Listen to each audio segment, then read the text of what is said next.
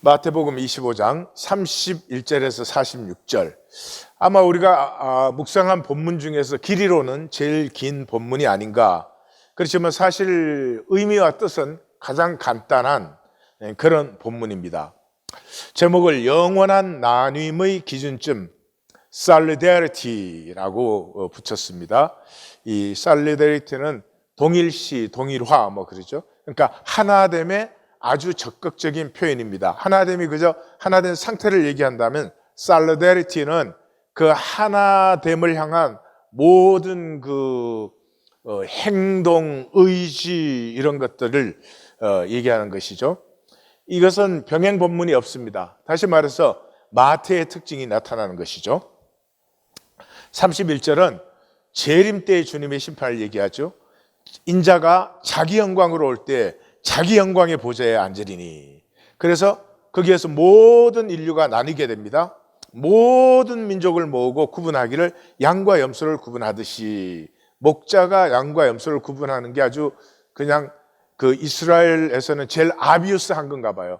그러니까 목자가 양과 염소를 구분하듯 그 말은 양과 염소가 중요한 게 아니라 그렇게 완전히 다른 두 그룹이 나뉘어진다는 거죠. 그래서 33절은 완전히 대조된 나눔이 나타나죠. 양은 오른편에, 염소는 왼편에. 그러니까 양과 염소는 대조 기제예요. 이 본문을 또 읽고 나서 예수님은 양 스테이크를 좋아하시고 염소탕은 좋아하지 않았다. 이런 식으로 읽으면 곤란한 얘기죠. 그래서 31절에서 33절까지는 최후의 심판이에요. 이게 최후의 심판이다 하는 거죠. 그러니까 여기에서 나눔의 기준이 되는 것은 절대적이고 보편적이고, 그러니까 딱 나눴을 때 누구든지 받아들일 수 있는 그런 것이 돼야 되는 것이죠. 또 그런 것이 나타나는 것이고, 그래서 본문이 길지만은 사실 34절에서 40절까지와 41절에서 45절까지가 그냥 딱 대조적으로 되어 있습니다. 그러니까 한쪽 이해하면 한쪽은 저절로 이해가 되는 것이죠. 시작이 34절에 오른편에 있는 자들에게 그 말씀하시기를 내 아버지께 복받은 자들이여 그랬습니다. 그 왼편에 있는 자들에게는 저주를 받은 자들아 이렇게 얘기를 했습니다. 그러니까 복받은 자, 저주 받은 자가 대조됐죠.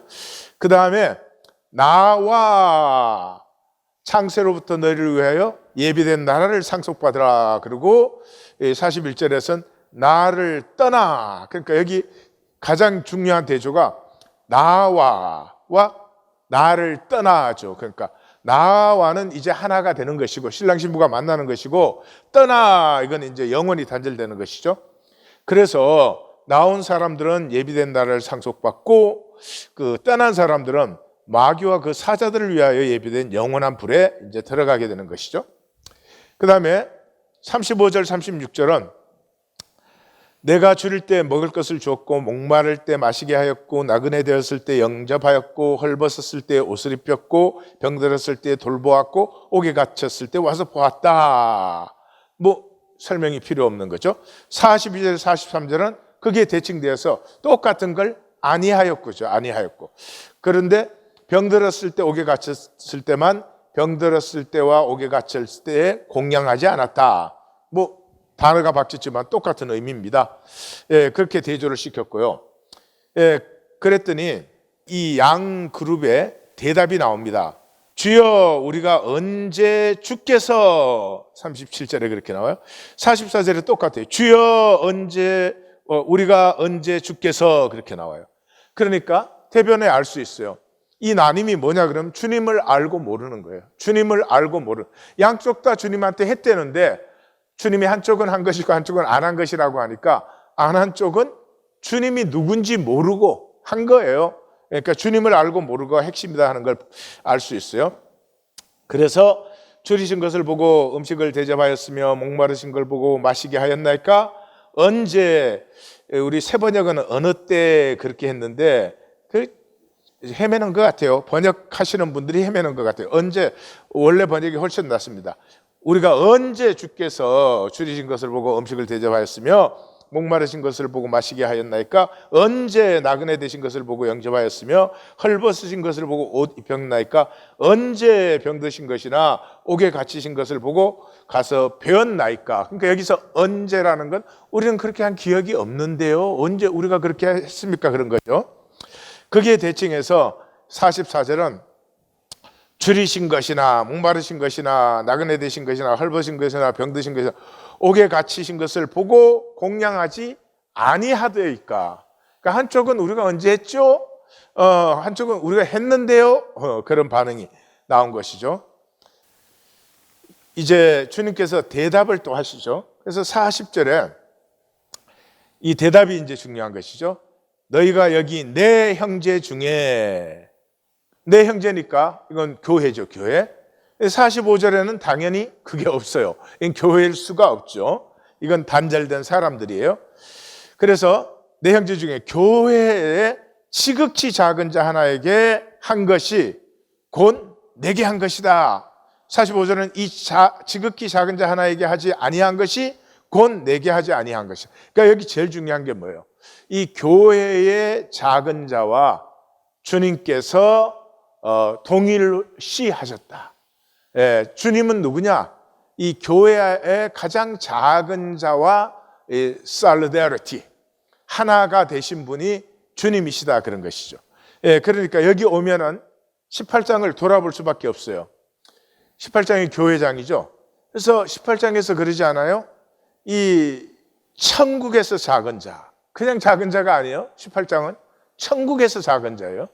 천국에서 작은 자 하나 시험에 들게 하면 차라리 연자 맷돌이 그 목에 달려서 깊은 바다에 빠치우는 게 낫다, 이렇게 말씀하시죠. 그래서 이 교회의 그 작은 자 하나를 실족게 하는 것이 그렇게 엄한 것이다, 그런 것이죠. 왜? 그 교회의 작은 자와 주님은 동일시 하시니까요. 그래서 46절에 그들은 영벌의 아이오니아스 카이아시스, 이것은 영원한 퍼니시먼트, 이터널 퍼니시먼트. 제 의인들은 영생, 조웨이 아이오니아스, 조웨이 아이오니아스, 영생에 들어가게 된다. 그러니까 그 영원한 나님이 무엇에서 나뉘느냐? 본문을 잘못 해석하면 양과 염소, 그래서 양은 뭐 말을 잘 듣고 염소는 말을 좀 안 듣는다, 뭐 이런 등등 얘기할 수 있잖아요. 그럼 말 좀 안 듣는다고 영원히 저주 받아야 돼요? 그건 말이 안 되죠. 그 다음에 작은 자를 구제하고 안 하고 그런 문제가 아니죠. 작은 자 구제 안 했다고 영원히 저주를 받아야 된다면 그건 하나님이 어렵지 않은 것이죠.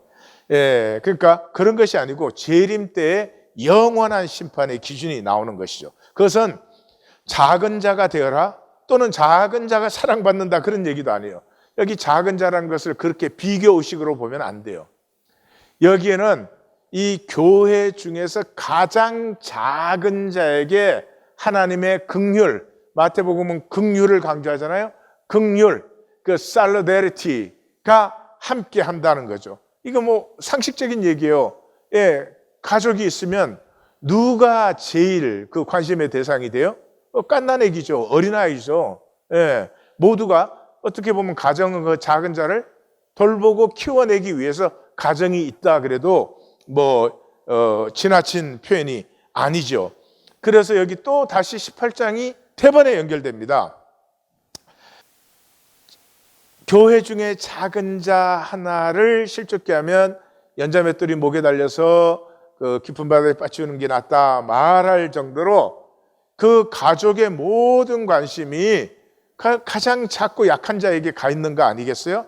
그러니까 그 주님의 모든 관심도 교회의 그 가장 작은 자에게 가 있죠. 그것을 18장에서 뭐라고 합니까?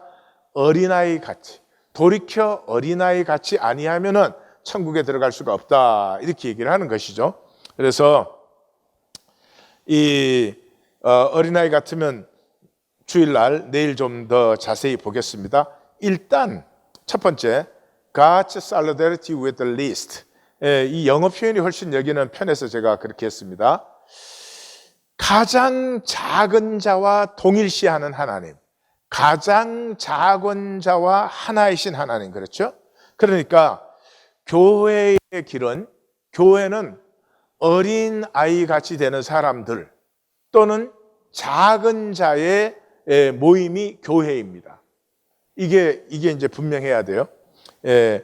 이 모든 이 지상의 종교들은 전부가 신을 섬기는 이유가 뭐예요? 신을 섬기는 이유가 강하게 되니까, 힘을 많이 받으니까, 뭐 현실적인 복을 준다니까. 그래서 신을 섬겨요. 근데 여기 성경의 하나님은 전혀 이 역사가 인류가 만나보지 못한 신이에요. 가장 작은 자와 하나가 되시는, 이 동일시 되시는 살로데르티, 살로데이 때는 그런 하나님을 성경은 보여주고 있어요. 그래서 성경의 하나님은 이스라엘의 하나님이에요. 애굽의 하나님이 아니에요. 바벨론의 하나님이 아니에요. 로마의 하나님이 아니에요. 이것이 핵심 포인트예요. 이 살로데리티 프린시플을 보시면 이 하나님이 지극히 작은 자와 같이 되신 것이거든요. 이건 뭐 동정을 베풀었다든지 사랑을 베풀었다 그런 얘기가 아니에요. 하나님은 큰 자로 계시면서 작은 자가 불쌍해서 동정심을 베풀었다 그런 얘기가 아니라 하나님과 그 작은 자가 하나가 된 것이죠. 그러니까 하나님이 약하여지셨어요. powerless. 그래서 많은 사람을 섬기고 자기 목숨을 많은 사람의 대속물로 주려 함이라. 그 대속물로 준다는 게 그 사람의 죄와 자기를 identify, 동일시한 것이죠.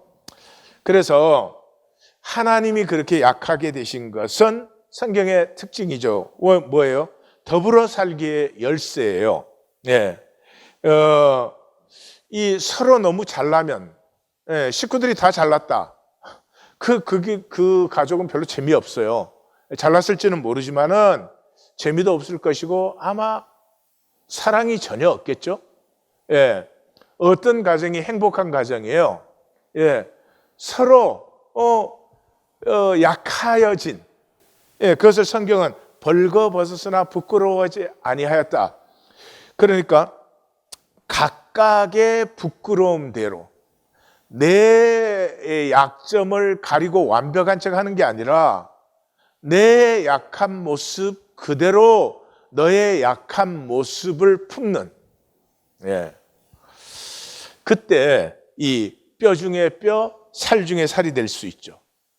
자식을 어떻게 돼요? 자식이 이 약하고 연약하고 그러기 때문에 부모가 나보다 더 소중한 나로 양육하고 기르는 것이죠. 뼈 중에 뼈, 살 중에 살이 되는 것이, 이게 생명의 원리입니다.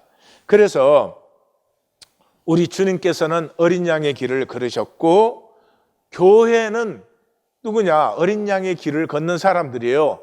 그래서 그 자기를 죽이는 사람을 향해서 아버지여 저들의 죄를 사하여 주시옵소서 그랬잖아요. 이게 진정한 이김이죠. 이 육체는 어차피 죽는데 죽임 당하면은, 그러면은 이 죽임을 그대로 받아들이는 사랑은 모든 것을 품을 수 있죠. 그래서 이건 계시록에 가면 지상 7교회에 이기는 그에게는 할 때 바로 이 십자가를 얘기하는 것이에요. 진정한 이김이에요. 가짜 이김은 뭐예요? 계시록 6장에서부터 나타나는 이기고 또 이기려 하더라. 끝없이 이겨야 되는 사람, 이 사람은 끝이 없죠. 왜냐하면 이기고 나면 상황이 달라지면 또 이겨야 돼. 상황이 달라지면 또 이겨야 돼. 대상이 달라지면 또 이겨야 돼. 뭐 그냥 이기고 또 이기려 해요. 불쌍한 삶이죠. 그래서 이 아버지의 가슴을 만난 자는 작은 자가 됩니다. 누가 믿음이 좋은 사람이냐? 표현 자체가 그렇지만은 누가 진정으로 하나님을 사랑하는 사람이냐? 누가 하나님의 말씀을 따르는 사람이냐? 작은 자가 된 사람이에요. 아버지의 가슴이 약해졌잖아요. 탕자를 막지 못하고 오직 돌아오기를 기다릴 뿐이에요. 파워를 쓸 수가 없는 거죠.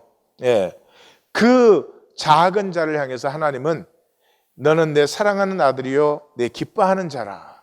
마귀가 뭐라고 유혹을 했어요? 예, 돌로 떡을 한번 만들어봐. 이 천사가 수종 들도록 해봐. 만국의 영광을 거머쥐어봐. 이렇게 하잖아요. 그런데 그걸 다 할 수 있는 분이죠, 예수님은. 만약에 원하신다면. 근데 하지 않지요.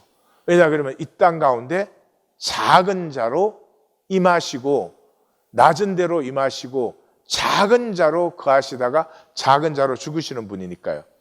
그래서 교회는 작은 자들의 모임입니다. 우리 교회는 뭐 장관이 나와, 뭐 의사가 많이 나와, 뭐 부자가 많이 나와. 이거는 성경을 정말 모르니까 하는 얘기예요. 자, 그래서 성경의 하나님은 이게 출애굽기 3장에서 가장 잘 나타나는데요. 성경의 하나님은 히브리 사람의 하나님이에요. 인류의 모든 신은 힘의 신이 아니면 뭐 진리의 신, 해탈. 그 신을 만나면 뭐 내가 완전히 자유하게 된다든지 뭐 이런 거예요. 근데 이건 전부 공로로 얻는 거예요. 신을 잘 섬기면 그 신이 나를 강하게 해줘.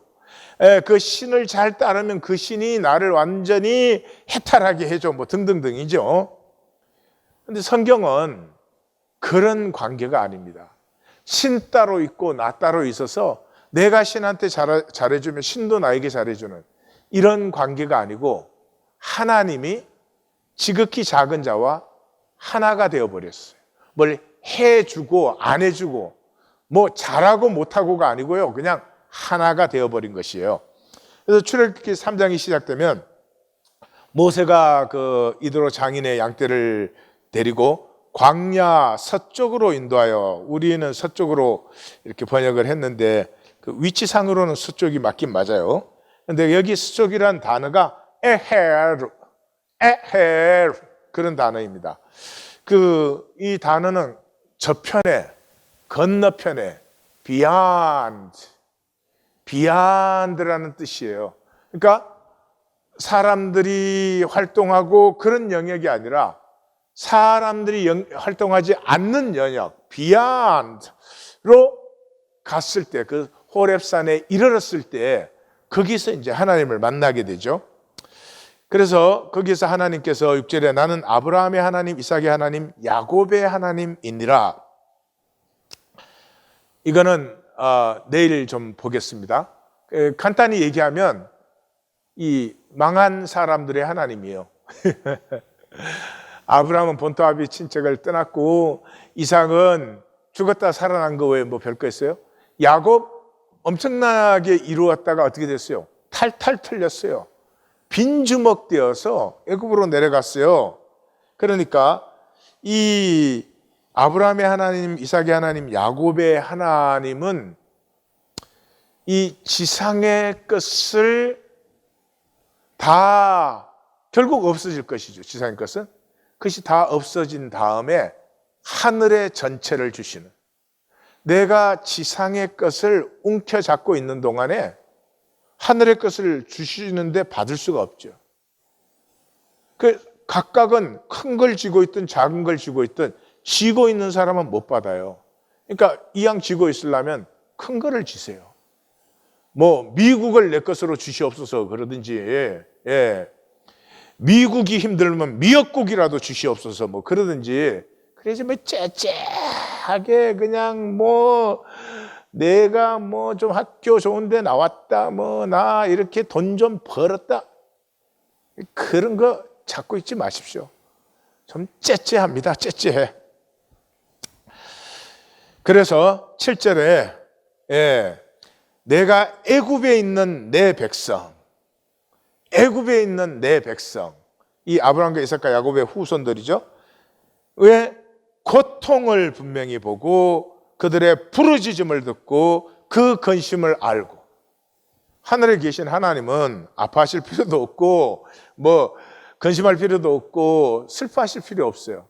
근데 그 자기 백성, 애굽에 노예된, 애굽의 작은 자가 된 자기 백성의 삶의 아픔을 자기의 아픔으로 느끼시는 이 거짓 체제, 인간의 거짓 체제 아래 억눌린 삶을 그냥 보고 있으실 수 없는 하나님이세요.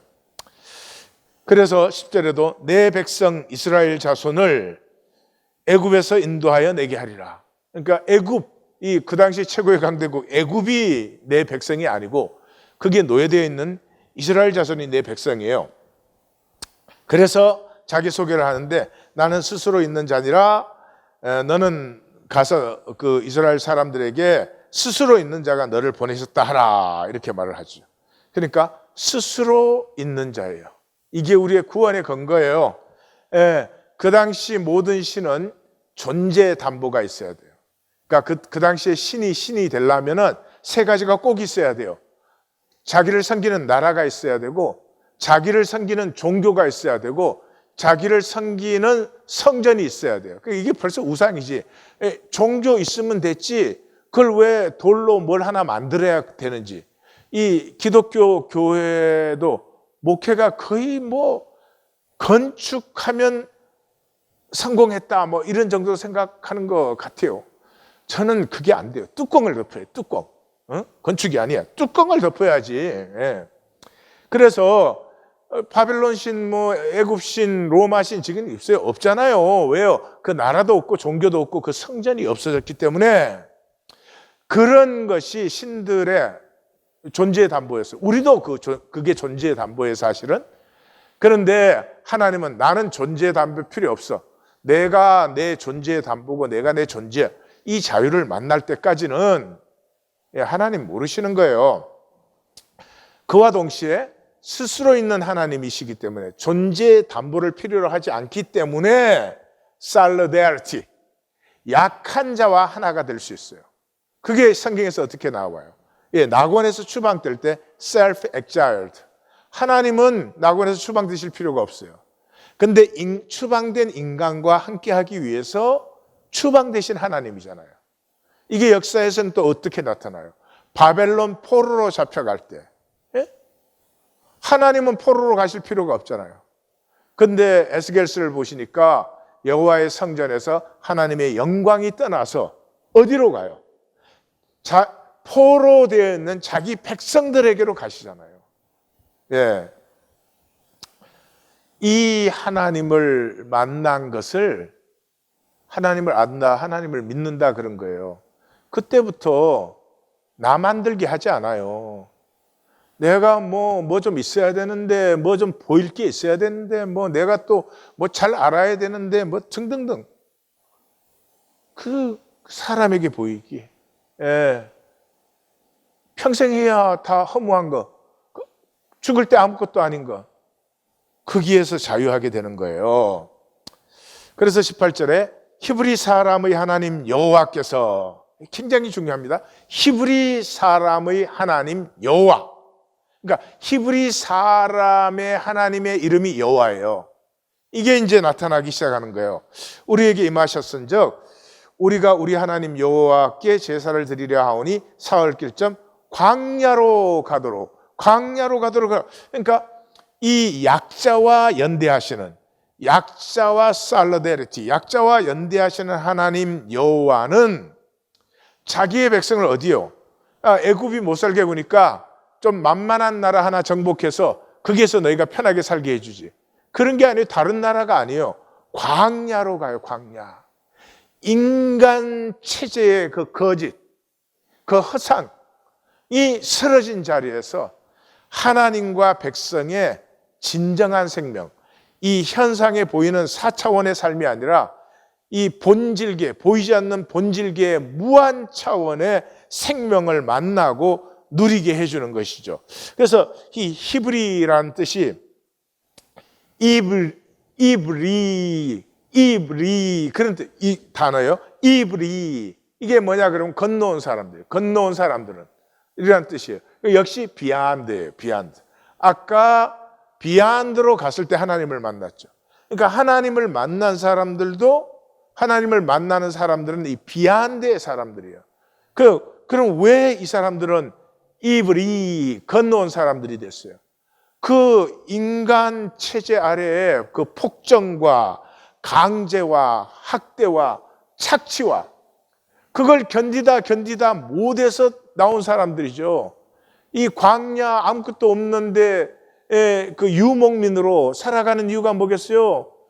바벨론의 수도에, 애굽의 수도에 살면은 편안하고 모든 시설이 잘 돼 있죠. 근데 그걸 못 견뎌서 이 나온 사람들이에요. 이게 나와 가지고는 드디어 거대한 백성이 된 것이죠. 그 사람들과 함께 하시는 하나님이요. 그래서 이 히브리 사람의 하나님 여호와라는 말이 이 여기서 나오고 5장 3절에서 나오고 2번 나오는데 그게 광야로 나가게 한단 말이죠. 그래서 그 다음에 히브리 사람의 하나님 여호와가 나올 때마다 내 백성을 보내라. 이게 이제 바로를 향해서 4번이나 선포되는 말씀이에요. 그래서 6장 3절에 보면 그래서 내가 아브라함과 이삭과 야곱과 야곱에게는 전능의 하나님, 이게 전능의 하나님이 엘샤데이. 우리 엘샤다이라는 찬양 있죠? 예, 그 엘샤다이, 전능의 하나님. 그러니까 아브라함, 이삭, 야곱으로 있을 때는 나라를 세우는 게 아니잖아요. 이게 나라의 씨앗이지만 나라로 세우는 건 아니에요. 그런데 그래서 그들과 그 본토 친척 아비의 집을 떠난 그들을 함께하고 지켜주시는 전능의 하나님이시지만 이제는 이렇게 거대한 백성이 되었을 때는 여호와의 이름으로 나타난 것은 이 백성을 하나님의 백성, 하나님의 나라로 세우는 하나님이 여호와예요. 그러니까 여호와 하나님은 뭐예요? 이 역사에서 작은 자들을, 버림받은 자들, 멸시받고 천대받은 자들을 품어 안아서 그 안에서 인간 체제, 그러니까 인간 체제의 그 거짓과 힘과 권력과 여기에 치여 있는 사람들로서는 하나님의 나라를 세울 수가 없어요. 그래서 복음서에서 창기와 세인과 죄인들을 품어서 이 하나님의 나라를 일으키시는 거예요. 그래서 여호와라고 할 때는 이제 하나님의 나라를 세우는 그 하나님, 그런 의미가 거기에 들어있어요. 두말할 것도 없이 이제 여기까지 오시면 이 자신을 이 히브리, 이스라엘과 동일시하신 하나님이시니까 신약에서는 뭐겠어요? 두말할 것도 없이 교회와 자신을 동일시해요. 교회와 연대되신 하나님. 그래서 내 형제 중 지극히 작은 자가 나오는 거죠. 그러면 이게 18장이 또 연결이 되죠. 진실로 너희에게 이르노니, 18장은 교회예요. 교회에 이르노니 무엇이든지 너희가 땅에서 매면 하늘에서도 매일 것이요 땅에서 풀면 하늘에서도 풀리리라. 그래서 진실로 다시 너희에게 이르노니 너희 중에 두 사람이 땅에서 합심하여 무엇이든지 구하면 하늘에 계신 내 아버지께서 그들을 위하여 이루게. 교회의 두 사람이 마음이 하나가 되어서 기도하는 것은 하나님께서 무조건 이루신다는 거예요. 여기는 이 하나됨을 전제로 한 것이에요. 이 두 사람이 하나 되었다면 이것은 하나님 안에서 하나 된 것이지 하나님 밖에서는 두 사람이 하나 되는 길이 없어요. 남편과 아내 돼도 하나는 아니지. 하나면 왜 때려? 하나 아니죠. 하나님 안에 있기 때문에 하나예요. 그러니까 여기 두 사람이 하나 됐으면 하나님이 응답한다는 게 아니고요. 두 사람이 하나 된 것은 이미 하나님의 마음이다, 그런 것이죠. 두세 사람이 내 이름으로 모인 곳에는 나도 그들 중에 있느니라. 그러니까 교회는 어린 양의 길을 가는 사람 때문에. 왜 어린 양의 길을 가요? 능력이 없어서? 아니에요. 이길 수 없어서? 아니에요. 긍휼 때문에. 긍휼 때문에. 이 세상에서 힘이나 세상 것으로 우리를 이기려고 하는 사람을 보면은 불쌍하잖아요. 자기가 뭘 하는지 모르잖아요, 지금. 저게 다 자기가 멸망하는 길인데 오히려 아버지와 본질에서 점점 멀어지고 자기 본질을 자기가 파괴하는 길인데 예수님이 그러지 않았어요? 십자가 앞에서 12영도 더 되는 천사를 내가 부를 수 없는 줄 아느냐. 여기 영이라는 것은 레기온, 우리 한국말로 하면 군단이에요, 군단. 사단의 뭐 전차 뭐 이런 것, 포병 이런 것이 특별히 다 모이면은 하나의 군단이 되죠. 군단을 레기온이라고 해요. 그 12군단을, 이건 어마어마한, 그 당시 문화로 보면 시리아 전체에 로마 군단 하나가 와 있었죠. 아마 전 세계 로마 군단이 제가 알기로 12개보다 더 되었어도 maybe 몇 개예요. 그렇게 많지 않았어요. 이 게르만 민족과 싸울 때 로마 군단이 최고 많이 나갔을 때가 3개 나가 있었어요. 그러니까 12군단도 더 된 천사를 부를 수 있어요. 그런데 안 불렀잖아요. 그리고 어떻게 하셨어요? 아버지여, 저들의 죄를 사하여 주옵소서. 저들이 자기가 하는 것을 알지 못함이니. 이게 이김을 가지고 있는 사람이죠. 그래서 두말할 것도 없이 주님은 복음 전도자들에게 특별한 관심을 기울이고 계시는 것을 우리가 10장에서 만났죠. 그러니까 이 말씀을 전하는 사람들, 복음을 전하는 사람들은요, 이 멸망할 수밖에 없는 죄인 중에 괴수인 나와 아이덴티파이 하신 하나님, 나와 solidarity, 나와 하나가 되시고 나와 연대되신 하나님을 만난 사람들이에요. 그러니까 힘을 갖고 나갈 수 없어요. 요즘 기독교 선교는 힘을 갖고 나가죠. 힘이 뭐예요? 돈이죠, 돈. 돈 갖고 나가서 뿌리고 막 건물 세우고 프로그램 해주고 사람들 모으고 사람들 오면 막 뭐 나누어 주고, 그 한참 한국 기독교가 중국 선교할 때 뭐 하여튼 스타킹을 그렇게 많이 갖고 갔어요.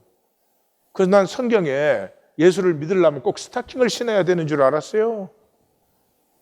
예? 중국 지하교회는 얼마나 아름다운 교회였는데 그 길을 선교한다고 다 베려놨죠.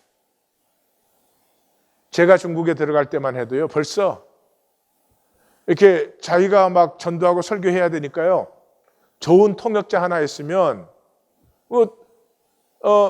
100불 주고 쓰는 사람이면 300불 준다 그러고 뺏어와요. 그래서 그 초기에 전도자 선교사들과 함께 했던 그 중국인들은 지금 다 거부입니다. 그때는 뭐 아파트 한 채 값이 몇십 원 할 때예요. 그런 사람들에게 달러를 뿌려가지고 재벌된 다음에 예수 잘 믿겠습니까? 그 사람들이? 잘은 모르지만 제가 아는 사람 중에 한 명도 없어요.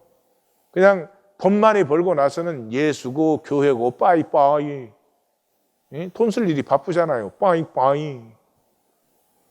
그걸 복음 전거라고 해요. 기독교가. 모두가 그런 건 아니겠지만 정신 차려야 됩니다. 그래서 예수님이 뭐라 그랬어요? 복음을 전도하는 사람들에게 너희 전대에 금이나 은이나 동을 가지지 말고 여행을 위하여 배낭이나 두벌 옷이나 신이나 지팡이를 가지지 말라. 이는 일꾼이 자기 먹을 것을 받는 것이 마땅함이라. 그래서 제가 주일날 교회 올 때 절대로 도시락 안 갖고 와요. 예? 예? 일꾼이 자기 먹는 것을 받을 것이 마땅함이라. 할렐루야. 이 작은 자, 약한 자와 하나가 되신 하나님, 이 작은 자, 약한 자와 함께 하시는 나사렛 예수의 하나님 아버지를 어떻게 힘 갖고 증거할 수 있어요? 힘을 갖고 있으면서 작은 자가 되신 하나님이래요? 두말할 것도 없이 복음 전거자가 작은 자가 돼야 돼요. That's the only way요. 그래야 어떻게 말할 수 있어요? 너희를 영접하는 자는 나를 영접하는 것이요, 나를 영접하는 자는 나를 보내신 이를. 예, 이 작은 자와 주님이 identify, solidarity 하셨고, 주님과 아버지가 solidarity. 이 나사렛에서 천하고 가난하고 교육도 받지 못한 그 한 생명으로 오신 나사렛 예수와 하나님이 identify 하시잖아요.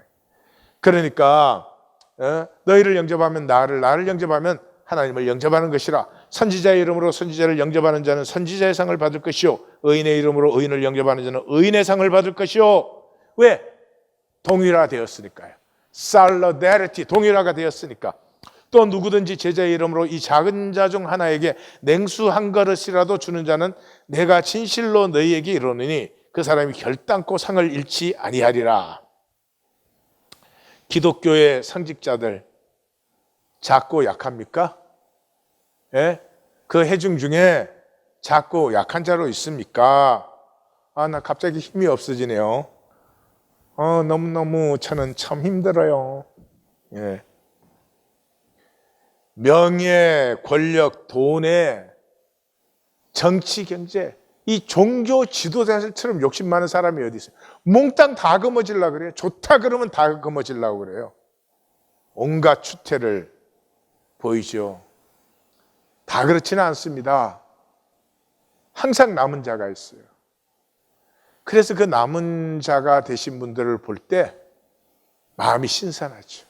선교사님들 중에서도 목회자, 신학자들 중에서도 깨끗한 분들을 볼 때 마음이 싱그러워지죠. 그래서 생명의 원리는 이것이요. 존재 본성은 의식되지 않는다. 존재 본성은 의식되지 않는다. 그렇죠? 제 성경 공부 선생님이 그런 예화를 하셨어요. 처녀가 그런 처녀가 있느냐? 사람만 보면 치마를 헐레덩 덜고 난 처녀예요. 그런 처녀 없다 그러잖아요. 근데 그분도 하여튼 유머에는 잼뱅이여서 하여튼 그걸 유머라고 얼마나 많이 하셨는지. 예. 근데 지금 내가 하고 있으니 한심합니다.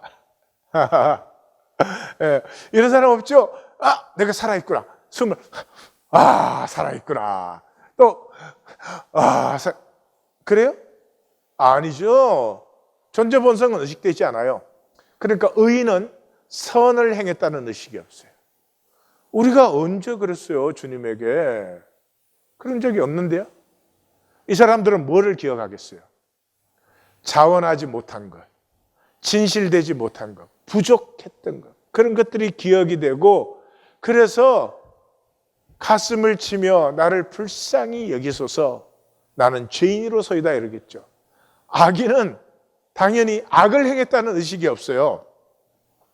생각, 말, 행동, 이 말 한마디 하는데 계산이 다다닥 돌아가거든요. 그런 자신을 의식을 못해요. 그리고 뭐를 기억하겠어요? 뭐 하나님에게 연보했다. 이 이민교회는 그런 분들도 계시다. 이민 와서 처음에 뭐 그 교회 그 건축하는데 건축 헌금을 한 거지. 그건 연보도 아니에요. 건축 헌금을 했는데 나중에 보니까 그게 교회가 엉터리니까 그게 억울해서 지금은 이제 헌금을 안 한다 뭐 그런 분들도 있더라고요. 하여튼 뭐 저는 잘 모르겠습니다만은 어떻게 그거를 평생 기억하면서 살까?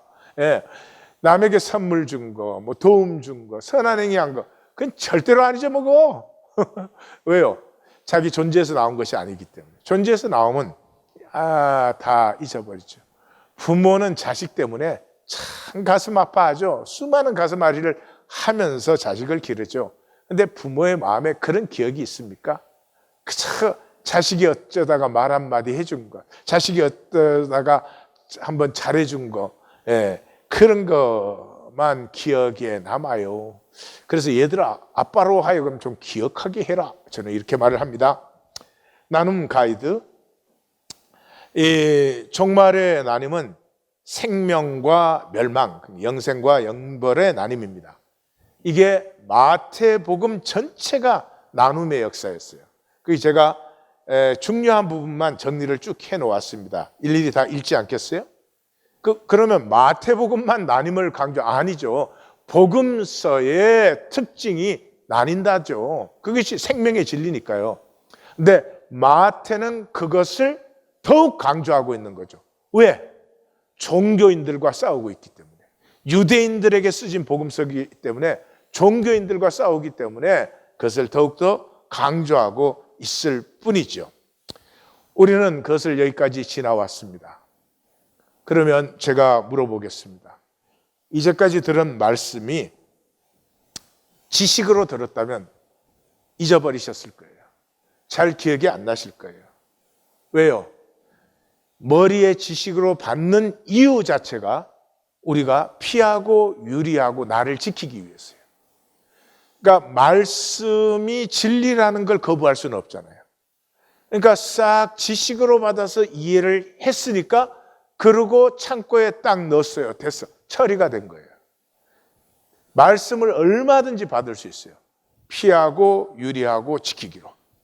근데 이 나님의 말씀을 실제로 받은 사람은 실제로 받았다면 이제 가슴이 깨어지고 통곡이 터질 때가 되었죠.